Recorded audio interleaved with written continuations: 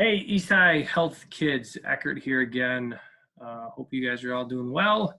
Um, we're going to continue with our Unit 3 assessment. Today is day or challenge 3 out of 4. So you're going to have one more post from me probably tomorrow. And again, these are just short posts asking you one question and getting your responses. Once we finish this week, we're going to be moving on to Unit 4 material. And remember, this stuff does help your grade. And just to give you guys the message that's going to happen is, you know, at the end of all this, I think they're going to be giving out like 2 grades. Either it's going to be a pass-fail or an incomplete. And if you have an incomplete, then you're going to need to retake the course in some way.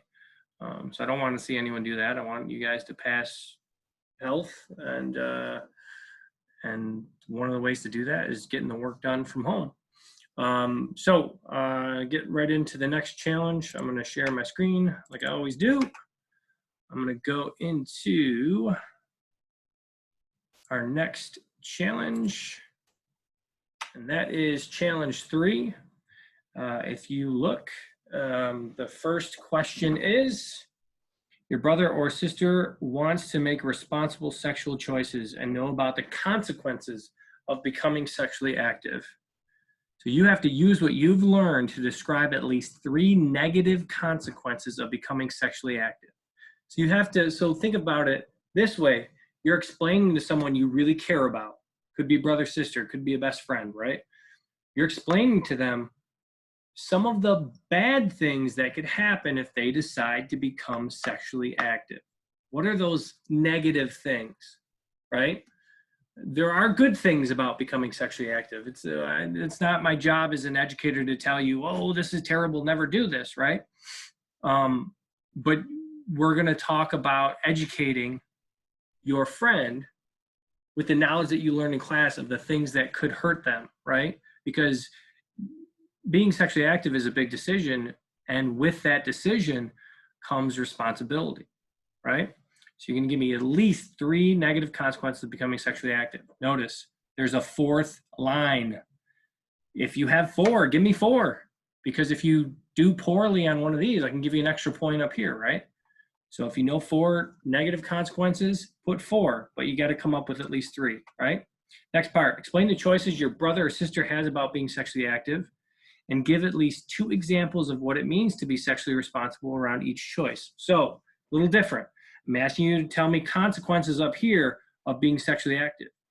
The next part, I'm saying, tell your brother or sister or whatever, whoever it is, what are their choices that they have, right?